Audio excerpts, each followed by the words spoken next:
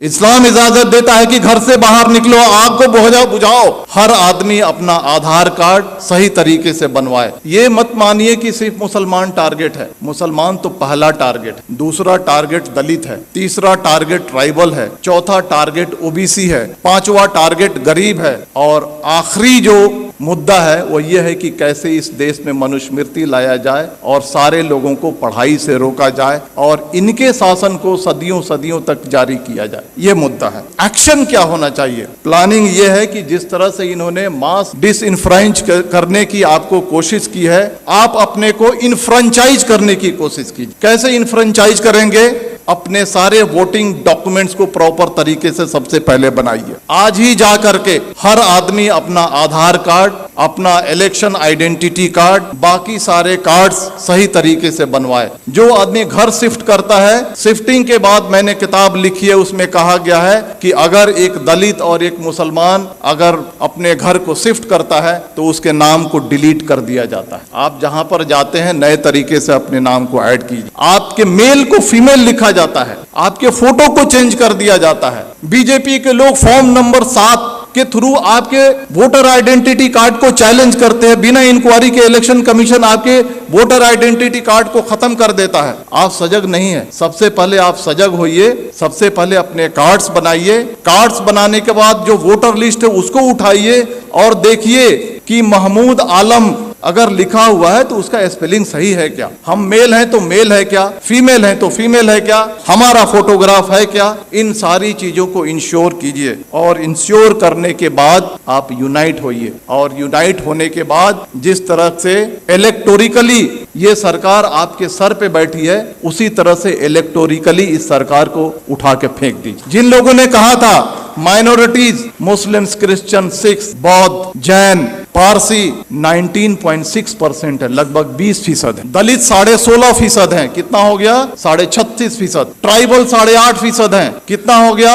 45% हो गया। अगर सेकुलर जो हमारे ओबीसी हैं और सेकुलर जो हमारे अपर कास्ट हैं, अगर इनको मिला दिया जाए तो हमारी तादाद 60 के ऊपर जाती है। और अगर हम चाह लें प्रॉपर तरीके से यूनाइट हो जाएं, प्रॉपर तरीके से अज़्म कर लें, प्रॉपर तरीके से साइलेंट रिवॉल्यूशन के लिए अगर हम तैयार हो जाएं तो इस सरकार को हम इलेक्टोरिकली उखाड़ फेंक सकते हैं। और इसके लिए आपको तैयार होने की जरूरत। तो मेरे कहने का मतलब है कि दोस्तों, ये जो सारी चीजें जो आपके सामने फैक्ट्स हो रही हैं, ये हिंसा नहीं है, ये मणिपुर नहीं है, ये कश्मीर नहीं है, ये यूसीसी नहीं है, ये सीएए नहीं है। ये एक ही है कि आपको मास स्केल पे कैसे डिसइंफ्रेंचाइज किया जाए, वोट देने के अधिकार से आपको कैसे वंचित किया जाए। इस बात को समझिए, अपने वोटिंग राइट्स को समझिए। आपकी इस देश में कदर और कीमत क्यों है?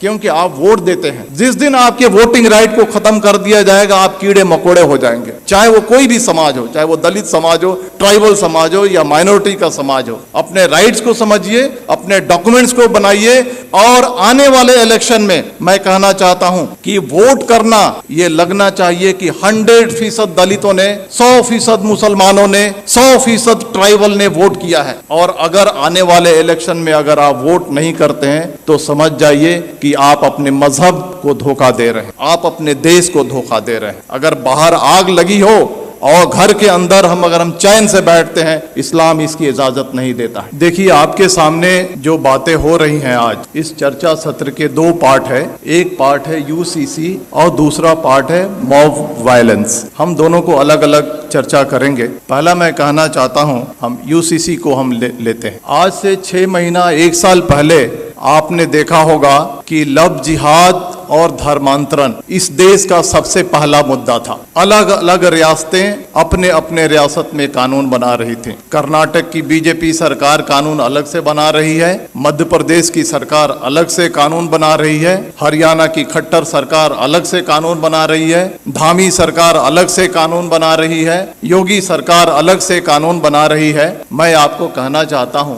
कि हिंदू, मुसलमान, सिख, ईसाई ये सारे राष्ट्रीय स्तर के मजहब हैं भारत में, अगर एक मजहब से धर्मांतरण करके अगर कोई दूसरे मजहब में जाता है, अगर सरकार को लगता है तो ये राष्ट्रीय समस्या होनी चाहिए, तो सरकार एक कानून बना करके इस समस्या को हल क्यों नहीं करती है? मल्टीपल स्टेट्स में मल्टीपल कानून क्यों बनते हैं? सरकार का मकसद है कि लव जिहाद और धर्मांतरण के जरिए जो हमारा जो सामाजिक स्पेस है उसको कम्युनलाइज किया जाए और जो इलेक्शन का जो माहौल है उसको पोलराइज किया जाए और पॉलिटिकल बेनिफिट उठाया जाए। तो बीजेपी का जो एजेंडा है, चाहे वो लव जिहाद हो, धर्मांतरण हो या 2014 से लेकर के आज तक के जो भी फंडामेंटल चेंजेज आए हैं, ये पॉलिटिकल प्रोजेक्ट है। पॉलिटिकल प्रोजेक्ट किस लिए है? To gain political benefit. उसी तरह से यूसीसी आ रहा है। अगर सरकार को लगता है कि यूसीसी आनी चाहिए और राष्ट्रीय समस्या है, तो आसाम का चीफ मिनिस्टर हिमंता बिस्वा शर्मा क्यों कहता है कि हम पॉलीगेमी पे कानून बनाएंगे?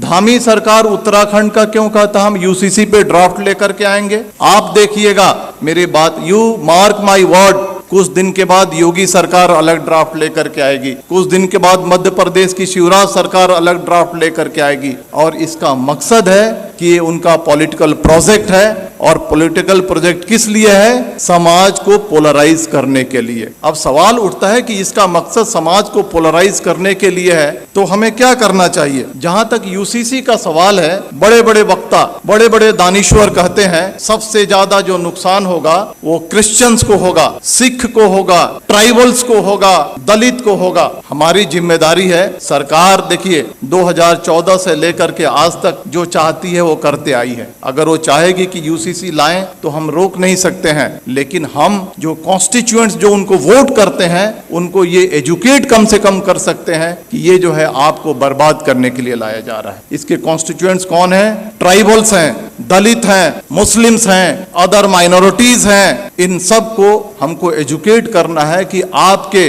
Different language, different culture, different रहन सहन आपके मजहब को बर्बाद करने के लिए लाया जा रहा है। और ये हिंदू कल्चर नहीं थोपा जा रहा है, ये brahminical mindset, upper caste Hindu mentality को कमजोरों पे थोकने की ये साजिश है। इसके लिए हमको देश को आगाह करने की जरूरत है। अब आते हैं मॉब वायलेंस में, क्योंकि वो ज्यादा देश के सामने एक बड़ा समस्या है। आपने देखा होगा कि जब भी मॉब वायलेंस होता है तो इसके दो पार्ट हैं कि जो बातें रिपीट हो रही हैं उसको बोलने की जरूरत नहीं है। जो पेपर में आता है, जो सोशल मीडिया पे आता है, जो वक्ताओं ने कहा, it's a matter of record, उसको रिपीट करने की जरूरत नहीं। हम क्या नया रखते हैं उसका ज्यादा महत्व है। मॉब वायलेंस के दो पार्ट हैं, एक जो एक्चुअल जो विजिलेंटे ग्रुप और एक सरकार जो खामोशी से उसका सपोर्ट करती है। जो विजिलेंटे ग्रुप है, जो एक्चुअल क्राइम कमिट करता है, आज फ्रीली घूम रहा है, हथियार कलेक्ट कर रहा है, क्राइम कर रहा है, माइनॉरिटीज पे वार कर रहा है और उसको कोई छेड़ने वाला, कोई अरेस्ट करने वाला नहीं है। दूसरा जो पार्ट है आज की सरकार कितनी भी मॉब लिंचिंग हो जाए, मणिपुर हो जाए, नू हो जाए, पुन्हाना हो जाए, झिरका हो जाए, ट्रेन में फायरिंग हो जाए, दंगे हो जाए, सरकार जबान नहीं खोलने वाली है। सरकार चुप है। सरकार इज मेंटेनिंग साइलेंस। और साइलेंस को क्या कहा जाता है? साइलेंस को, खामोशी को रजामंदी कहा जाता है। सरकार वायलेंस को रजामंदी दे रही है। सरकार रजामंद है कि वायलेंस किया जाए। इसके दो पार्ट हैं, जो विजिलेंटे ग्रुप हैं और जो सरकार है, इनके मोटिव में फर्क है। जो विजिलेंटे ग्रुप है उनका मोटिव है कि हम जो कमजोर हैं उन पे हमला कर रहे हैं, उनको सबक सिखा रहे हैं, उनको तकलीफ में डाल रहे हैं और बहुत खुश हैं कि तारीख में इन्हें हमको सताया था। ये बात सही है या गलत, इसकी अलग चर्चा की विषय है, लेकिन इन्होंने हमें तारीख में हमको तकलीफ दी थी, आज हम इनको तकलीफ दे रहे हैं। वो खुश है, वो इलिटरेट, कम पढ़ा लिखा आदमी जो विजिलेंटे ग्रुप है खुश है। लेकिन जो सरकार, जो ऑर्गेनाइजेशन आरएसएस इस देश को चला रही है, उनका जो एजेंडा है वो एजेंडा बिल्कुल ही अलग है। वो एजेंडा है मास डिसइनफ्रेंचाइजमेंट की, यानी मास स्केल पे आपको वोट देने से वंचित किया जाए। इसको मैं समझाऊंगा, आप मुत्तफिक नहीं होंगे मेरी बातों से, लेकिन मैं समझाऊंगा। 19वीं सदी में सदर्न अमेरिका में gym crow system of mass disenfranchisement लागू किया गया था। कोर्ट ने भी इसकी इजाजत दी थी। यह क्या है कि छोटे मोटे क्राइम में आपको पनिशमेंट हो जाए, किसी तरह की आपने अनुशासनहीनता कर दी, किसी तरह से आपने अपने लाइफ को थोड़ा सा डेविएट कर लिया, इन सारे मुद्दों पे आपको वोट देने की राइट को छीन लिया जाएगा। This is the gym crow system of mass disenfranchisement. वही सिस्टम सरकार धीरे धीरे इस देश में लागू करना चाहती है। चाहे वो कश्मीर का मुद्दा हो, चाहे वो मणिपुर का मुद्दा हो, चाहे वो बुलडोजर का मुद्दा हो, चाहे वो CAA का मुद्दा हो, चाहे वो UCC का मुद्दा हो, ये 5 चीजें मैंने आपके सामने रखी हैं। ये पांचों जो मुद्दे हैं, These are basically hidden agenda of mass disenfranchisement। कैसे कश्मीर से 370 हटाया गया, मोटिव यह है, उद्देश्य यह है कि वहां के पॉपुलेशन को ऑल्टर किया जाए, डेमोग्राफी को ऑल्टर किया जाए। जो मुसलमान चीफ मिनिस्टर बनता है उसको हटा करके अपर कास्ट बनिया या ब्राह्मण या राजपूत वहां पे चीफ मिनिस्टर बैठाया जाए। मणिपुर का जो मामला है, मणिपुर के मामले को हद से ज्यादा तूल इसलिए दिया जा रहा है, सरकार खामोश है, कि वहां के डेमोग्राफी को चेंज किया जाए और वहां के जो लोग हैं जो वोट करते हैं उनको रोका जाए और बीजेपी के रास्ते को साफ किया जाए। बुलडोजर जो चलाया जाता है, बुलडोजर चलाने के बाद आपका घर खत्म हो जाता है, आपकी पहचान खत्म हो जाती है, आप अपना वोटर ID कार्ड नहीं बना सकते हैं, आप बहुत सारी चीजों से वंचित हो जाते हैं। आप ये जो बुलडोजर चलाया जा रहा है, it's a part of disenfranchisement. CAA जो आया था, आपने देखा ना कि NRC करेंगे, फिर CAA को लागू करेंगे, करोड़ों करोड़ों की तादाद में मुसलमानों को डिसइनफ्रेंच करने की ये साजिश थी। UCC जो लाया जा रहा है, छोटे छोटे सिविल मैटर्स को कैसे उसको पनिश करके और उस पनिशमेंट को आधार बना करके आपके वोटिंग राइट्स को छीना जाएगा। आज आपने देखा ना, एक डिफेमेशन केस को आधार बना करके एक राष्ट्रीय पार्टी के बड़े नेता के जब उसके सदस्यता को खत्म किया जा रहा, छीना जा रहा है, तो आपकी वोटिंग राइट्स कोई बड़ी चीज नहीं है। तो ये जो चीजें जो हमारे सामने हो रही हैं, ये आपके वोटिंग राइट्स को खत्म करने की है। लेकिन बहुत अफसोस की बात है कि ठीक है, बीजेपी के रियासतों में ये हो रहा है, लेकिन कांग्रेस रूल्ड स्टेट्स हैं, रीजनल पार्टी रूल्ड स्टेट्स हैं, OBC बेस की जो पार्टियां हैं वो सरकार में है, जैसे बिहार है वहां पे हैं। लेकिन जब ये कम्युनल एलिमेंट्स कमजोरों पे, दलितों पे, मुसलमानों पे, अदर माइनॉरिटीज पे, ट्राइबल्स पे अत्याचार करती हैं, तो वैसी कार्रवाई नहीं करती हैं जैसी होनी चाहिए। ये बहुत अफसोस की बात। आग बुझाने का यही तरीका है कि अपने अधिकार को समझो।